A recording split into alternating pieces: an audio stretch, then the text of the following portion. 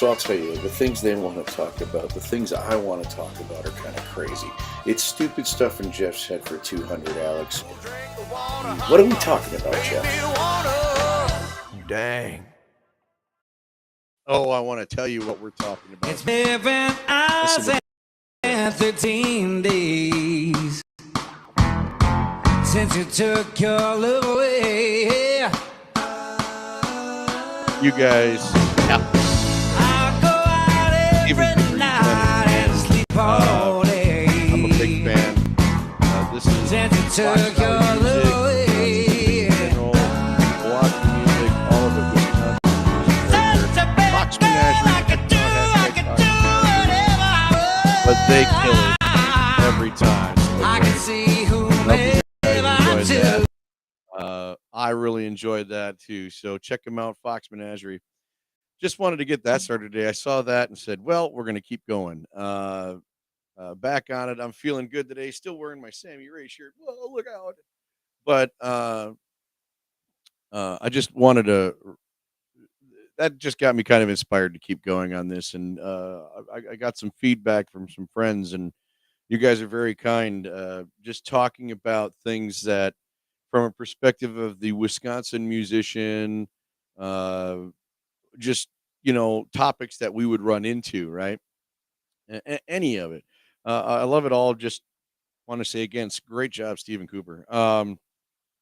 Also, want to toss this out there.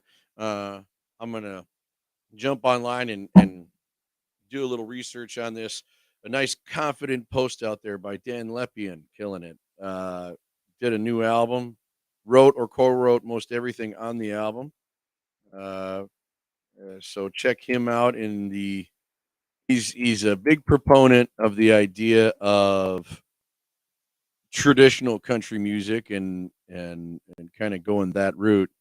So I'm gonna show you that real quick. It's danlepian.com. I don't know if I might be saying that wrong. It might be Lepine, right? That's from what I heard. It might be Lepine. I apologize, bud. But I can show you there his page right here. There you go. Bam.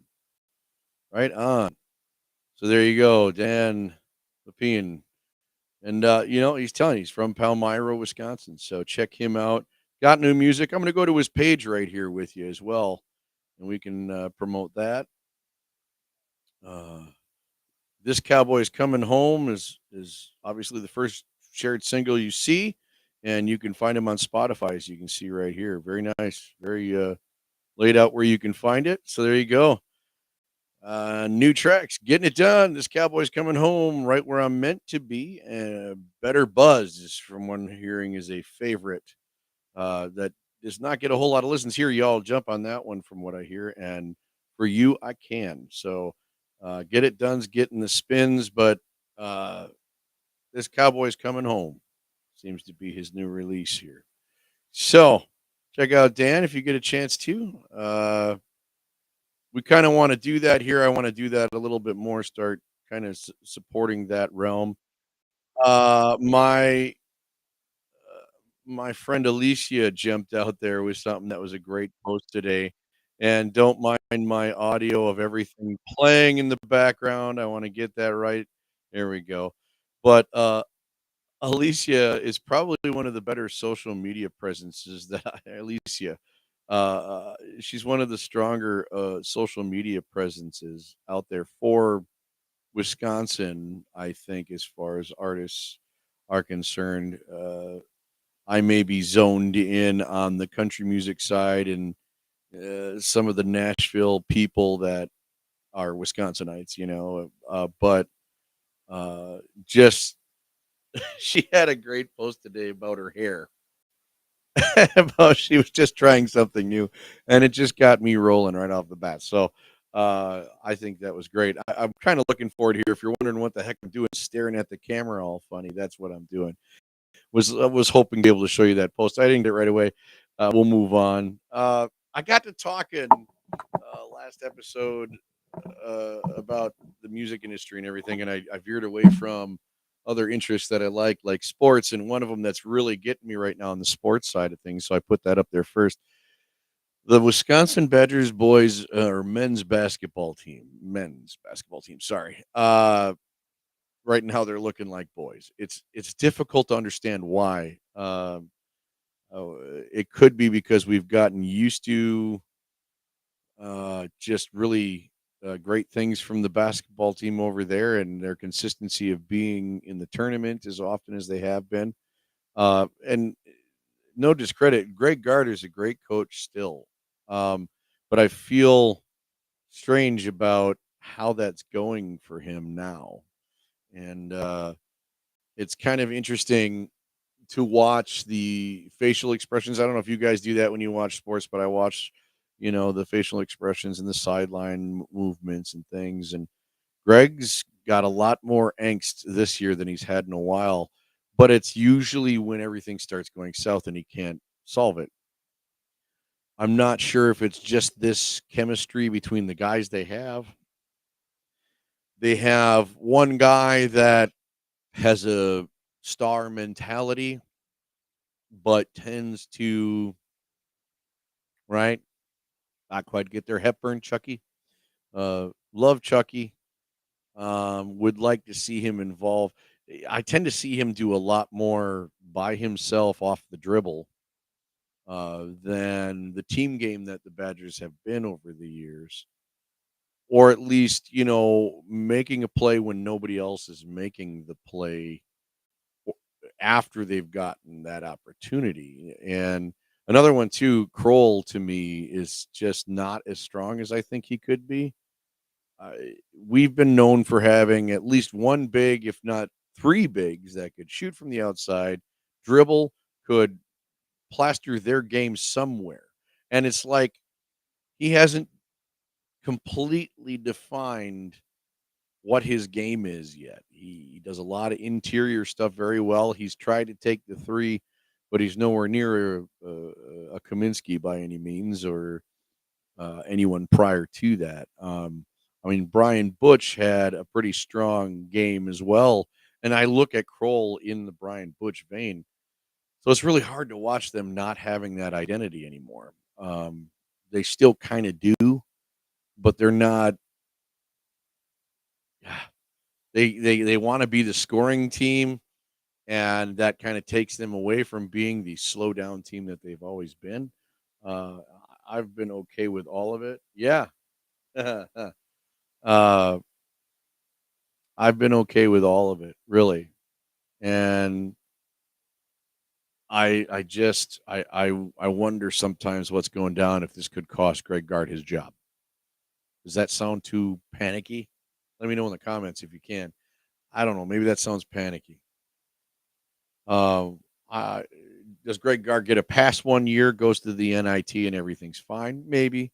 But when you're up by double digits, including a 17-point lead, and you lose it all, you have to wonder where your team's trickling down, and you have to start addressing that. And if you can't, then you can't. But you're in and ahead in the game, and then your depth isn't finishing the job. So is it recruiting? Is it not getting that next level guy or at least quality off the bench? I don't know. That's my sports for the day. That was kind of my thought on that. Just kind of wild to me where we're losing this year when, you watch the game and we're doing really well. And then all of a sudden they just, it's kind of wild to watch. So go Badgers, keep working hard at whatever you can try and salvage out of this season and just make it strong going out for sure. I'll keep cheering them on. I love sports in general, so I'm going to keep watching you guys and and hoping for wins every time. So doesn't matter if you're losing or winning, I'll watch. Maybe that makes me a fan. I don't know. But yeah, I hope you guys got to see what I had on earlier. Mr. Stephen Cooper and his group Fox Menagerie killing it on a recording. Love their rendition of an older school tune, and you ought to hear him on saxophone. He's pretty amazing as well.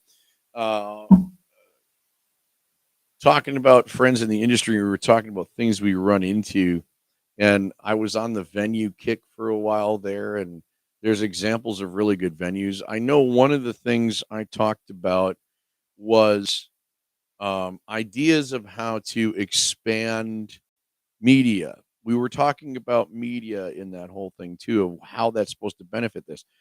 The world has changed in media. Here we are. I'm at a medium right now with you, right? And uh, it's one of those thoughts about uh, how effective can we get right here?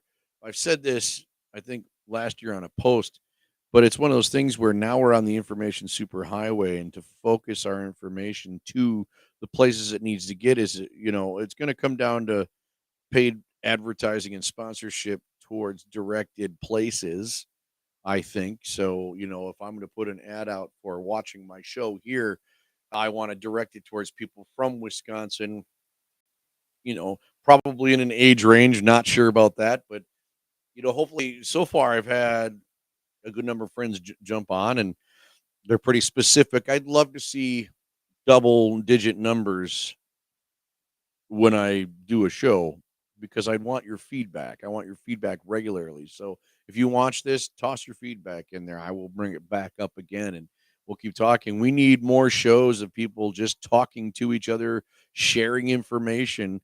Again, the idea of educating fans is, to me, the biggest important thing. So, I'm going to gear what I do, hopefully, for the fan to hear what's going on as well. And for people who may not be in the business, but really love their music in Wisconsin, as well as the industry itself, or having a finger on the industry itself, to me is important. And, the more our crew of people, I can go down the list: Brecken Miles, Ryan Rosabo, these guys that are traveling back and forth. Even Miles Wanger, and just you guys hanging on. Jay Mathis, the experiences you're having, the places you're going away from Wisconsin, and then still coming back home and doing it here too. Alicia as well doing that, and those are kind of the country music musicians that are Wisconsin musicians. They dabble on the line of what we grew up with, because we all didn't just have the Grand Ole Opry growing up. We all didn't just have country stations. We had rock stations too that we liked, and so Wisconsin, we tend to be artists that can do that. Now we were talking about Dan Lapine. Uh, Dan is definitely going more traditionalist with his style, and it's interesting to me. He's a later career guy, not unlike things I did in my 30s as well, that is shooting a line on a very specific genre. Uh, do we call this classic country? What do we call 90s country now, right? It's still country music. No matter how you cut it, it's country music. Is there a fervent market to hold on to it?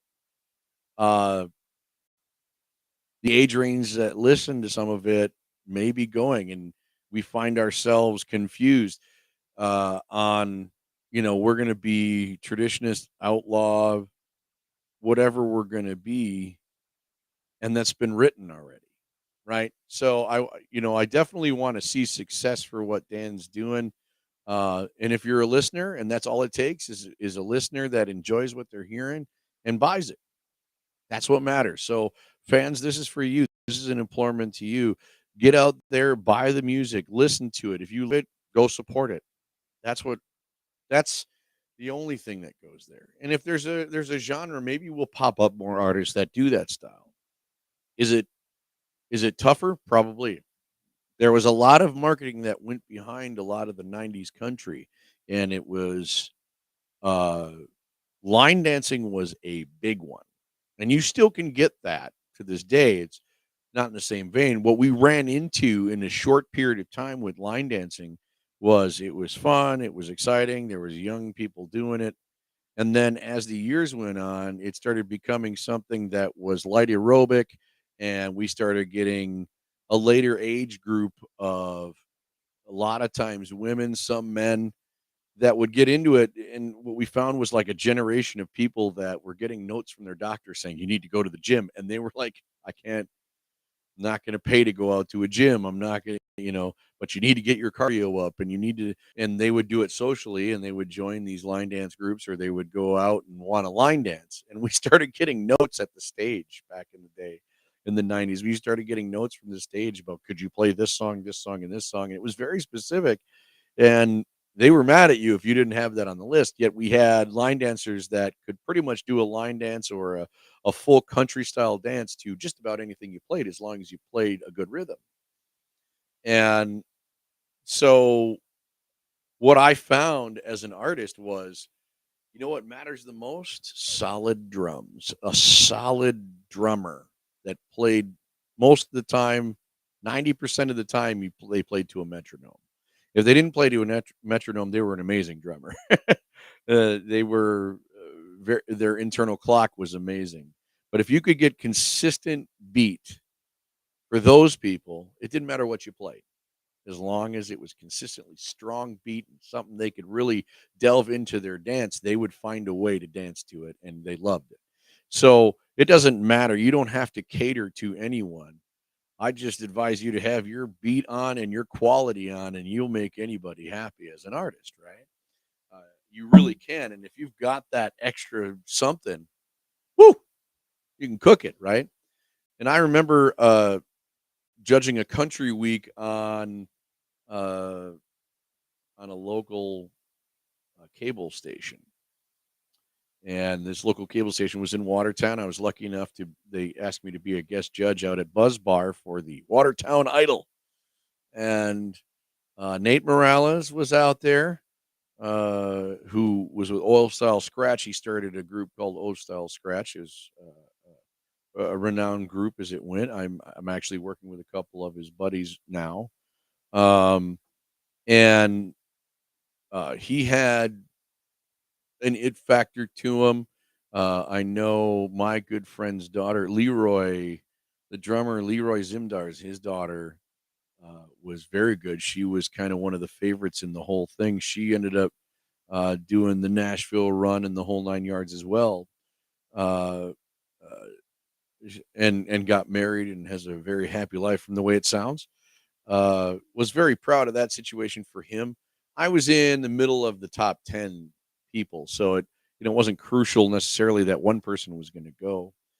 But there was a guy there who did the song "Amazed" by Lone Star, and I believe he goes to Mineshaft. I think of his name. We had a long talk that night too. It's been a little while, so don't mind me, but I think the story's worthy of it, whether I remember his name or not. Um, and he was talking about wanting someone to work on producing with him to help him gather some of his ideas. And that guy, I pretty much said it, had it all. He was 6'3", 4", had a great voice. I mean, he had the total package to say, yeah, this guy is marketable, has the stuff, and has the chops. And to see him kind of end up just singing karaoke and being happy with his life was fine too. He had a talent. So there is that out there. There's talent out there. And we're starting to see Chicago, Illinois talent get pulled up this way because now there's a market that has plenty of bands. And so singers are being pulled from Illinois to come up here. And I'm a little remiss that there wouldn't be more talent pool right here in Wisconsin. So, uh, I'm going to tell you right now, too, don't doubt the karaoke singers in this talent pool, you guys. Because I can tell you right now, 90% of us now were former karaoke contest winners or singers. I was one. I said Jen Schaefer in one of those things. She sang karaoke in her early days and then, joined a band and figured it out. And Katie Beth. And I'm pretty sure Jay Mathis. And I'm pretty sure, most all of us have done it now, right? It used to be taboo. If you did karaoke, you shouldn't be trying to get into, you shouldn't, if you go into professional music, don't talk about it. And now it's like, I would think there's national acts out there that they started by singing in a karaoke shop somewhere. So I don't bat a lash at hearing that kind of a thing. And I think the thing is where else are you going to find a singing talent pool? Are you going to go stop at the local church and see the choir? You know, um, so there needs to be that commitment to seeing and finding talent. This is out there for the agents too. If you are trying to cultivate a market, you should be a part of finding the talent before they're discovered making their own money, right? What we find is technically an agent will want to look at you because you can sell.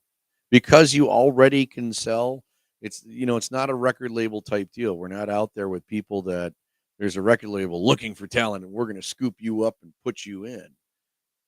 It's not quite that easy anymore, but there is a market for bands that could scoop talent. And we had a popular page called MilwaukeeRocks.com for a long time, although it probably drew more work for the CB bands that were just getting started, or I honestly think there's some musicians that just wanted to get something started and really didn't have a focus on how they were going to get into the business itself, but just wanted to get a band together and see where it would go.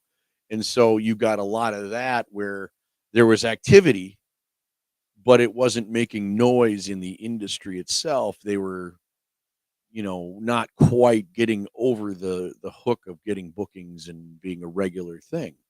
So you get massively that, and you may get that you'll get one of those strong believers in their own talent pitching to get 4 other people in their group because they want to run it. And it's a very hard line to take on an ad when nobody sees your face and all they're doing is answering an email. So it had its effective nature for those bands that needed it, and it got stronger, stronger, stronger, and then it kind of faded away as something to use because Facebook became an open door for people.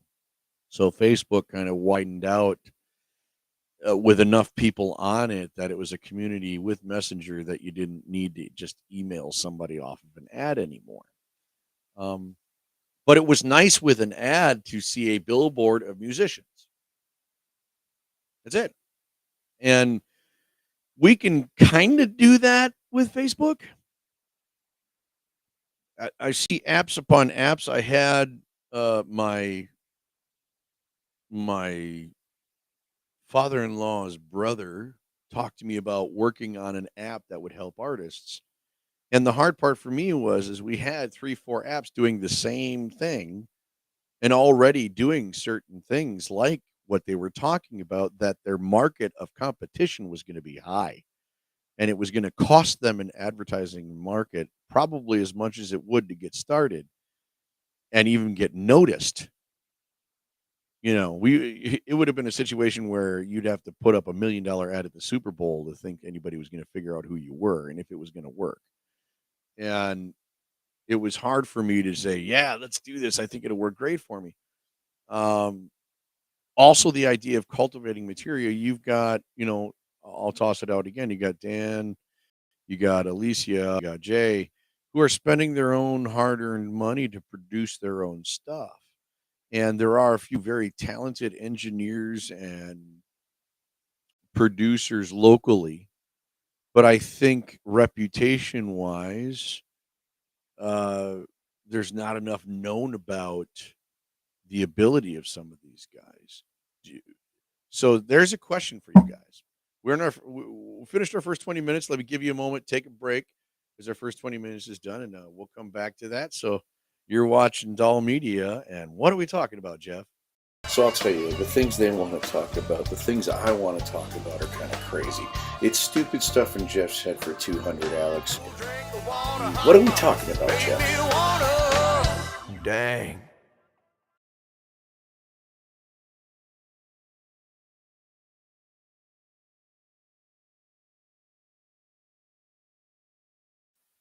All right, so my segment ran over a little bit there, but that's okay. I'm fine with that. Yeah, so we get to this thing another level, and that is getting the recording studios rapport. We've had a nice push out there where we have a very bona fide list of names of people you can go to get a quality product. When the first bigger situations were starting to arise online, uh, the price gaps to the payoff were this far apart. Now we're starting to get a little closer in how we want to do that. Now, they say if you care about your career, you'll spend money on it. That's true. I believe that. In demoing, in recording, all that stuff, you'll put your own money out there to put your own material out there for sure. Um, it's when you get duped by someone out of your industry. And I didn't see this in Wisconsin necessarily. We don't necessarily have as big of a lineup of swindlers, thank God. But when you go to Nashville, you go to LA, there was always some Joe Blow ready to record you and take your money. Oh, yeah, I got talent. I can record you, no problem. I got the studio, and so defining what style you're going to do, defining how good it's going to be still takes musicians that may not be in our area. So you do see people having to go and record down in Nashville to get the sound that you remember hearing if you want old school sound or you want what just seems to be very current and really good stuff. And I think, we can talk about local deep cut guys. One of them, for those of you that don't know and fans that don't know, even my family members that don't know, Ryan Rosabo was a champion when it came to recording and still is to this day. One of the champions of people he knew, people he worked with, and the ability to just lay down really solid stuff from a Wisconsin perspective with a Nashville attitude. And um, I regretfully have not had the chance to work with him, but I see his material being presented all the time. I believe Alicia, Keith Pulvermacher's, the late great Keith Pulvermacher's stuff was also done by Ryan, and um, it's interesting to me. So there's a name for you guys. We should educate the fans. Ryan Rosabo. For those of you that would know our industry, he was the guitar player for the band Chase and Mason, who was a very popular entity from '03 for a long period of time in our industry. Some of the guys have gone on to other groups now, but uh, we watch that in cycles, things like that with Chase and Mason. Before that, it was the Shoot Roosters, and that history with the Shoot Roosters was they were actually called the Ricochets. And from the word that I got down was with the band Ricochet in Nashville, there was some communications about maybe changing the name. And I think, the idea of a country name that kind of stood out. They had the Tractors in the '90s, that was kind of a fun name. And so somehow somebody whether it was the group or Nashville suggestion, the Shoot Roosters came out of that, right? And I was 19 or no, I was 20 years old or maybe 21. And I got the chance to try out for a band called Showdown, who was kind of the local radio station's big go-to band when they wanted to get stuff done. And Showdown was kind of in the circles with Shoot Roosters over that time. And uh, from the way it sounds, there was a record deal on the doorstep, and things didn't go through. And it sounds like, that same thing happened to Chase and Masons too. There was a record deal on the doorstep and things didn't go through. So we find this, in the countryside in Wisconsin, we find this people knocking on the door and it's right there. And like, we're going to get the big record deal. And then record companies changed. Once the 2000s came, independents were taking over. The big money guys were kind of hiding in the weeds and letting the money flow from these new independents. And I was going down to Nashville and over those times, and this is just predating probably some of the guys I've mentioned to you. And what we discovered was there was a lot of independents losing money, and they spent a bunch of money to get up an artist on the radio. They, you know, a lot of these labels would get somebody in the top 10, and they'd spend all their money hoping that, you know, more money would come together to get it done. But really, they'd run out of money, close their doors, and they'd be done. And one of those that I pitched to was Giant Records, who had the Wilkinsons.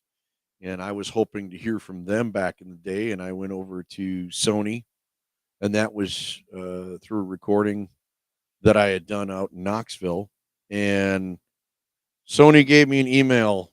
It was early days of email. Sony gave me an email saying that I wasn't what they were looking for and that I could lose 15 pounds. Now, you got to understand, I was 190 pounds then.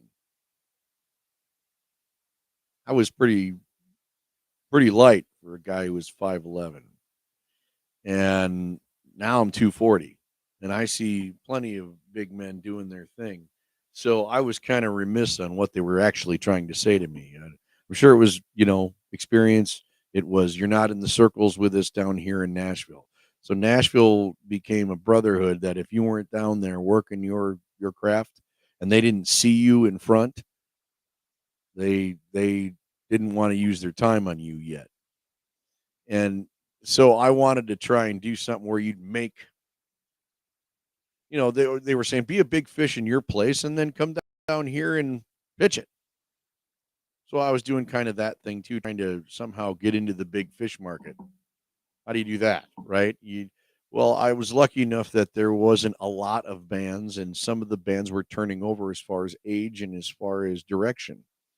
And so I was able to jump in and take advantage of the changeover time when country wasn't just twang, when country now started, you know, bringing a rock angle. And next thing you know, what sprouts up is Music Mafia and, you know, Big and Rich's deal that was going on. And that really started causing a wildfire of rock and roll and even hip hop to the idea. And you see Tim McGraw going out and doing songs with Def Leppard and Neo, and those moments start happening. And then you're just like, it exploded from there. And at that time, my influences, you know, I grew up listening to Def Leppard. I grew up listening to Little Rap Records, as we talked about in another episode.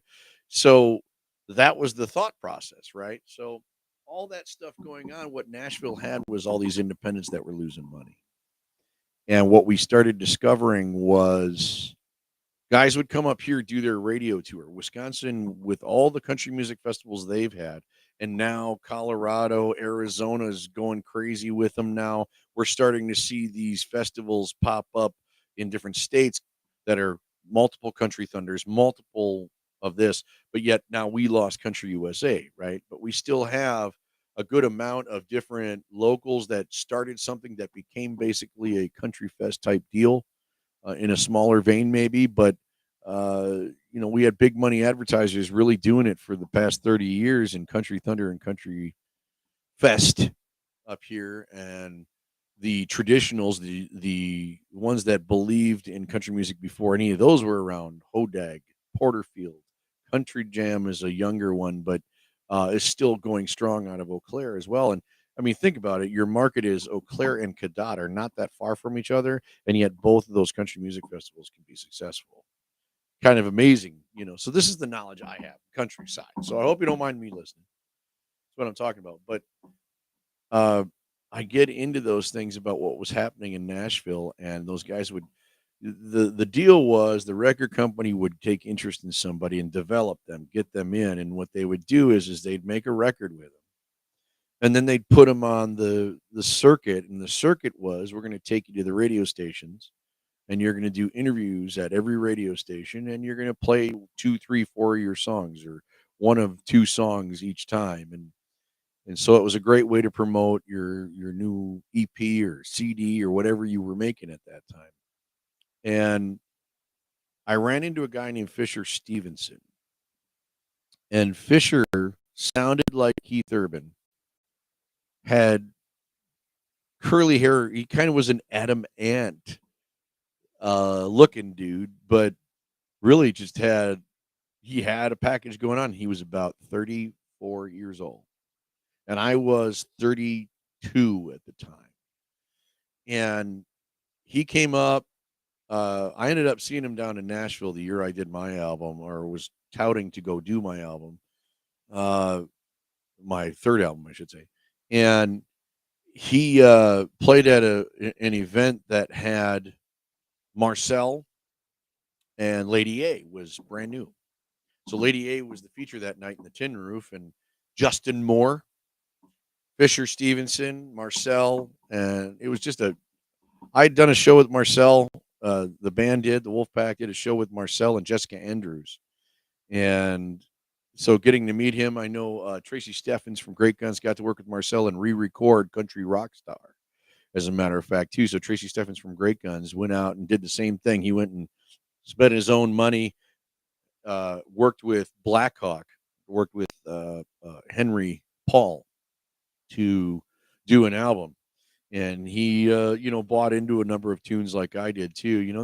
There's something to be said for the writing talent. There's another to be said that some of us are muses as well, where we sing other people's material to we try to make it a little bit more than what you think it is, and maybe our voice can lend to that recording compared to, say, the original writer, which you're going to find that's the beauty of being a musician is sometimes the writers are valuable, and then the musician and the writer coming together can really make gold together, because sometimes the writer isn't the artist, and those people that can write really well aren't the ones that may go to the next level. But if they find that their song fits someone's atmosphere, someone's voice, someone's delivery, that it can just light it up. And honestly, that's been the industry since Elvis. I mean, you can't Lieber and Stoller. I mean, Burt Bacharach, the late great, just passed away. That's what he did. He was a musician and a writer, but wasn't really the next big artist. He was always somebody that worked with other artists and got big hits through other artists, and then got renowned for it. And so, I mean, there's nothing wrong to be said that can't happen for an artist here. For all these cover artists we have now, we talk about it. Me and Chris Ockers, the bass player, talked about it. You don't have to worry about being a cover artist. Be the best you can be at it. Interpret that song the way you heard it, because that's what orchestras were for Johann Sebastian Bach and Mozart. And what do you think philharmonics are? They're a bunch of musicians playing off sheet music of a guy who wrote the music, and we're interpreting what they were saying and rehashing it every time over and over and over. So, be the Boston Pops of your area, be you know, the Philharmonic of your area, be the New York Broadway Orchestra, whatever you can be that. Make the interpretation of the song in the way that you believe it's so artistic it's going to move you. That's what matters the most out of any song, anything you're doing. And so I digress. I go back to the festivals and things and places to play, and there we are. That's what we're talking about. I was talking to Fisher Stevenson, and I got a chance to talk with him quite a bit. He ended up missing a radio date in Madison and ended up coming back to Milwaukee. And I would run into him, and I happen to know the record company manager from other artists that we had visited with, including Hot Apple Pie back in the day. So this manager was like the returning manager. Now, he was working for who would eventually have Taylor Swift and Big Machine Records. And Big Machine had picked him up. So he was going around, and this manager was going with him, who happened to be a percussionist too. So he would play the cajon while they'd play for the radio stations. And so seeing him again kind of started building a rapport, and I started learning a lot about where his career was. And at 34 years old, he was looking that this was going to be the album. This was going to be the one that would break everything wide open. And they wrapped him with a twin set of redhead girls that could play fiddle, banjo, mando, and just kill it. So then it was, they call them the Fishnet twins. They were amazing, very talented girls. write their own ticket because of the instruments they played, but they harmonized really well with Fisher's stuff too. So he had this look, this whole thing that was starting to build, and then Big Machine dropped him for a no name from Midas Records. I'd say no name. I shouldn't say it like that. I'm a no name. So I'm a no name. So let's face it. But uh, I'll tell you more about who that name is in just a bit. I'm going to give you guys a chance to take a break. We're on our third 20 coming up. So stick around with me. You're watching DAHL Media.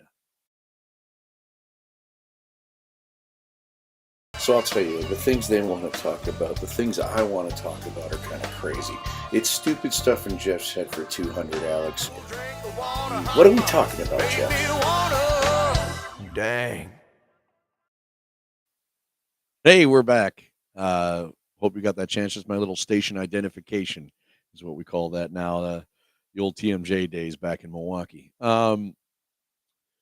So I'm talking to hear myself talk, but I hope you don't mind. That's kind of the basis of the show. What are we talking about, Jeff? No, we're talking about everything. Maybe I know, maybe you know. If you want to fill out on those chats, I'm going to do my best to see some of your stuff here. The YouTubers do more. I'm looking on here as well on the phone to see if I can see any of your comments and fill-ins with everything that we're doing here. I've kind of noticed a trick out, guys, too, on some of these online websites that I'll tell you about in a bit as well. Because we were talking about apps and websites that could help people, and I think that's another thing we can get to. But going back to Fisher, the story about Fisher Stevenson. Now, at the same time Fisher was doing that, I was looking at some things. I had a friend of mine, Bob Radke, who's a huge fan of country music. He's got a book of signatures on everybody's baby picture from the Opry that you'd be enamored by who he's all met. And Bob joined on with me to kind of be my tour manager, manage my time when I was doing things. And he had more connections than he realized as far as actual connections that might do something. And one of them was Shelly Hargis from Midas Records, and she happened to be tour managing Emerson Drive. And I got a chance to do a show, a kind of double show at the Harley Fest with Emerson Drive in West Dallas that really kind of gave us a really killer opening show. But what we noticed was, we were playing the covers that everybody liked, and we could do biker material. And Emerson Drive came out, they're playing all their originals. And of course, there's the screaming girls in the front row for their big hits. But beyond that, the bikers were just kind of like, well, it's a party to be at. They might not even known half of what Emerson Drive was doing, but we did. We loved it. I got to do their first hit run they did with FM 106. I got to play a show with them there, and then we developed a rapport of knowing the guys. And when we got to that state fair show, it was quite nice to hang. They actually had a Wisconsinite playing organ for them at the time, a keyboard, and I remember him taking me and pushing me up on the stage before they were going to play, and the numbers that were there, the people, the girls, they saw us peek through the back of the stage and started freaking out, thinking the band was coming out. And no, I don't look as good as Brad.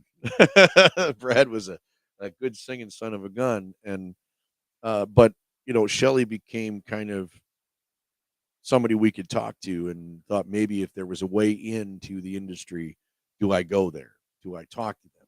And what happened is we tried to stay in communication with Shelly to the point that Emerson Drive had just gotten a number one with Moments, and they didn't have a big roster.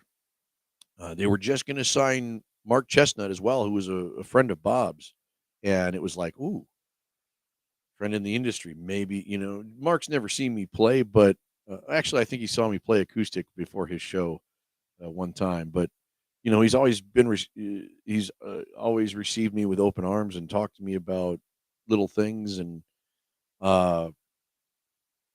there was quite the moment there where I thought, man, the stars are aligning. Something good could happen here if we stay on them. And so I went after making we'll call it a record, as they would in Nashville, making my EPs, making my CDs at the time. And when I got it done, I sent it right over to Shelly and I said, "Hey, is Midas interested? Would they want an artist?" And I started realizing the rosters were lining up look guys too. Like this look would match that guy in another label. So we're going to come out with that same one and see what happens. And so you started seeing this tennis shoe type battles between the record companies. And it was like, we're going to put out, or like car dealers, like car companies putting out cars, and this is the midsize sedan for you. So is this one, and so you'd get this record label would come out with this guy, and they were basically kind of the same guy coming out. And so I started seeing that they were doing that, and I thought, well, they don't have. I mean, Mark's the older generation '90s guy that they're going to bring in, the well acclaimed artist that they're going to have on the top of their roster. And this was just before Reba signed with Big Machine and Taylor Swift signed with Big Machine, and things started going for Big Machine like crazy. I think Kenny was with them at the time. And so Fisher's on this label over here. I'm talking to Midas, and there's a gentleman from Canada named Adam Gregory, blonde-haired guy, kind of short-haired, and really just, didn't hear much about him. And I thought, well, he hasn't made a big name yet. Maybe they've probably recorded with him already. He's already got kind of a look that they're doing, and he hasn't done his radio show like Fisher, hasn't done any of that yet. So wouldn't you know it, it would be about, say, 6 months later that Adam would come to Milwaukee and do his radio tour through Milwaukee over to Madison and up to Minneapolis or whatever. I am too, I don't know. I've been in the business a number of years, and I guess like it's not like I've had a number one hit or a radio tour to even think that I could have an opinion. But as a listener, his radio interview was a disaster up here. And that said a lot to me. His personality was just lost on the radio up here. And I don't know if maybe, was he drinking?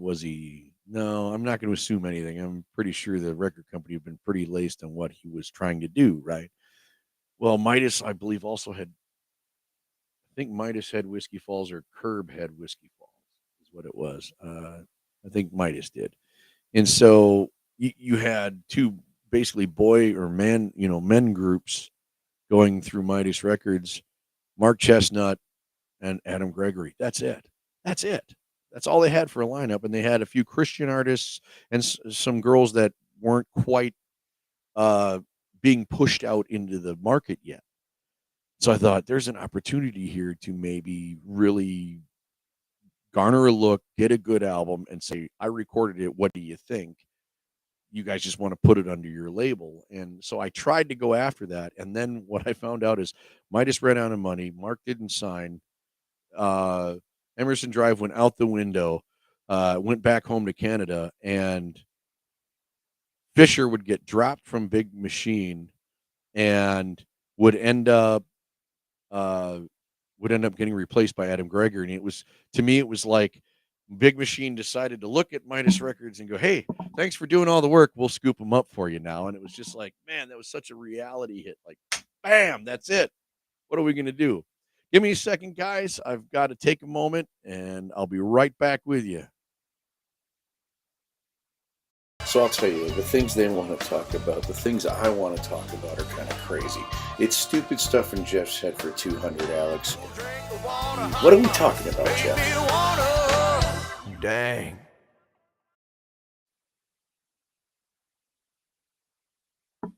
Oh, we are back. All right.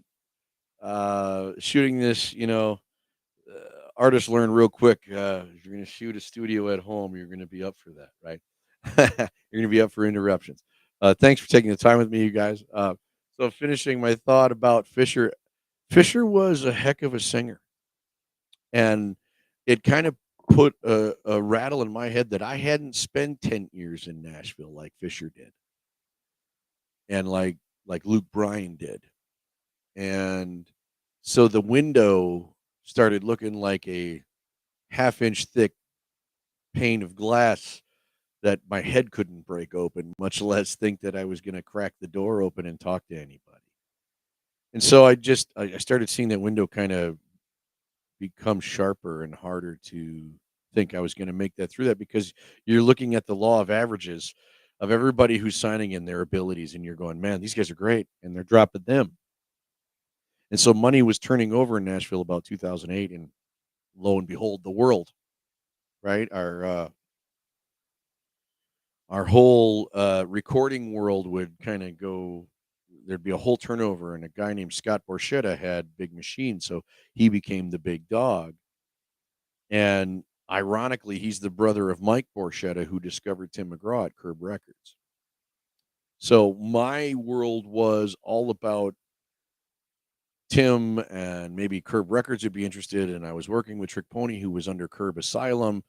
I was talking to Cowboy Crush, who was on Curb Asylum. Made friends with a couple of those people. Was hoping to be in their wheelhouse of saying hi and regularly, just talking shop and learning.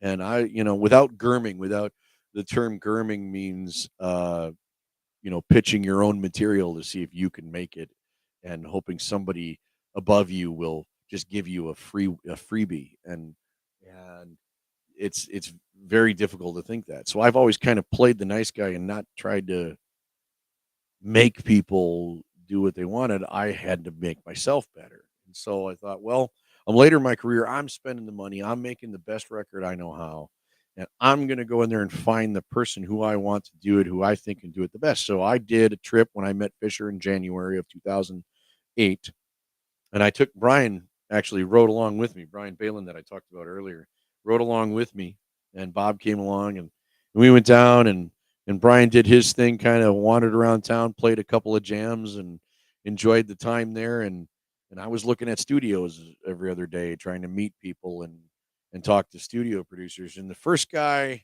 I walked in, he wanted me to sing him a couple of songs. I grabbed the guitar and started playing along.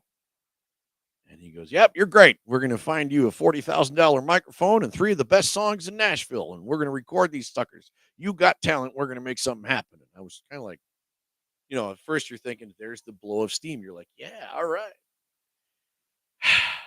I am pretty good. Even Nashville thinks so. And then you're kind of looking at Dixiana Records, and you're going, well, what is their rapport? Who do they have? Who have they been making? And I didn't really see like a who's who lineup, or even a player lineup of people that might have more influence than I would ever know. But again, who was I? I was just figuring it out too. But what got me was, in that conversation, he looked at me and he said, "Well, I'll tell you what, I only have one condition. They buy you out for $100,000. And I was like, "You're going to make $100,000 on me before I even know who you are? Do I trust you enough to think that you're going to make $100,000 on me when I haven't even made it yet?" And I was just like, "I'm going to buy into your studio time. I'm going to spend the time recording the songs, and I'm buying your time to do this. And you want $100,000 after I spend my money. You have confidence in your ability to make me a star at $100,000?" I just thought, that's kind of a big take for a nobody. And I just, the too good to be true feeling, I'm glad I walked away, honestly. I mustered up, which would be 10 grand in credit and whatever. And I went to a friend and I said, "Hey, I'm going to come to your place at the end of the week, because I came down here to see you, and I'm testing whatever market there may be out there, but I'm definitely going to come see your place and put it into, you're my number one as far as people I want to work with. So I already know I'm coming to your place. So I'm taking the time to see these other ones. And then I'm going to hit you up at the end, because I respect your opinion and I want to hear your opinion after I see these people." I got a piece of advice from John Ertl, who's an amazing man, who was the Whammy president in 2003 and those years, early years of the 2000s. And he's an agent, a stage managing company, a music managing company. And I asked him before I went down, I said, man, I tell you what, I want to find a who's who of producers. I was so far thinking Tim McGraw's producing his own stuff, but he had 3 producers. He's now working with Byron Gallimore. Well, Byron's still working up like hits upon hits. I wouldn't be able to afford him if I'm just going to go find a producer.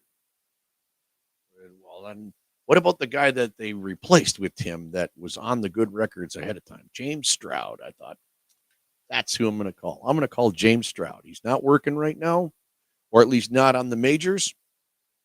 Maybe he'll do something for me.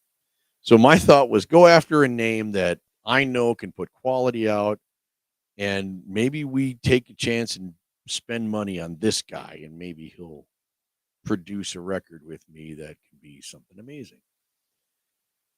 So I was thinking big.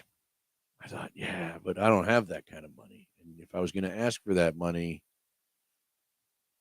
I don't know, Well, what it would end up being is I'd muster up a bunch of credit, and I got to my friend Lee Turner's studio, and I met Lee through the Songwriters Association. Lee was actually is a Wisconsinite and should be known in Wisconsin all over the place for his talents. And he was the band leader for Nashville Star at the time, and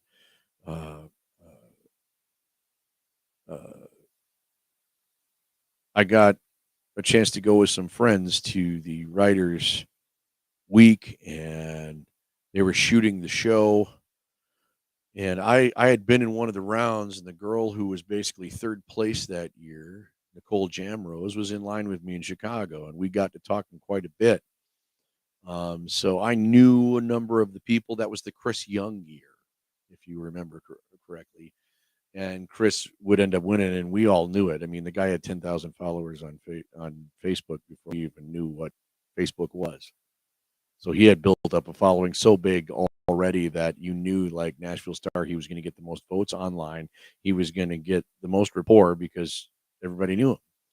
And so we were kind of thinking, yeah, Chris has got this one in the bag. And we're there at one of the tapings when Kenny Rogers is there, and Lee Turner just blew me away. He was a very nice guy. I had just gotten off the road at the time we found out, and we actually played a show together and didn't know it. He played with Hank Jr. when I was lucky enough to play at Summerfest, and he happened to be the keyboard player. My dumbass made a gig somewhere else right after that Summerfest gig, so we had to drive and leave right away. I never got to talk with anybody or anything to learn anything, so I never got a chance to meet him. But we were ships passing in the night that night. We figured that out. And so Lee had talked to me by January of 2008. Said, yeah, come down, check out my studio, see what you think. And we got to talking. And I walked in that Thursday near the end of the week, and he's like, yeah, let me show you this. And he's bang, bang, bang, bang, bang. And he is so fast. And John Ertl had said to me, as a piece of advice to me on the phone, came to my image as I watched Lee do this. John said to me, find the best engineer.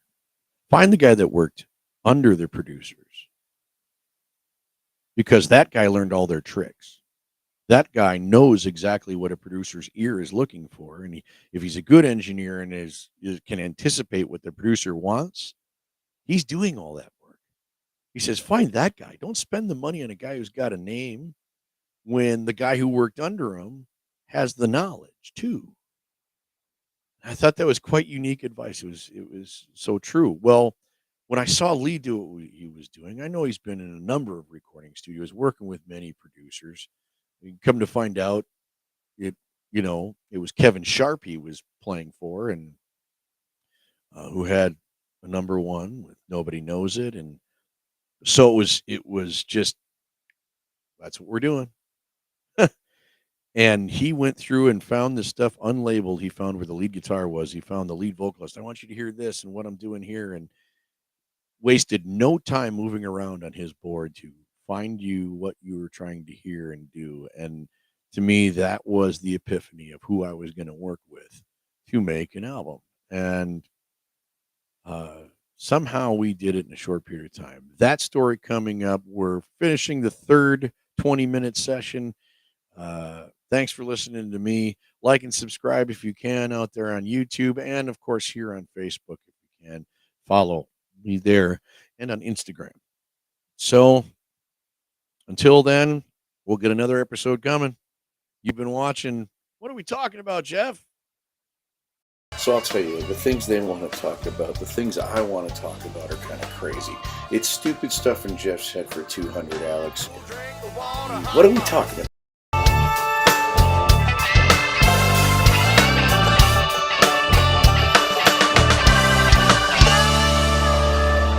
Dang. That's kind of it.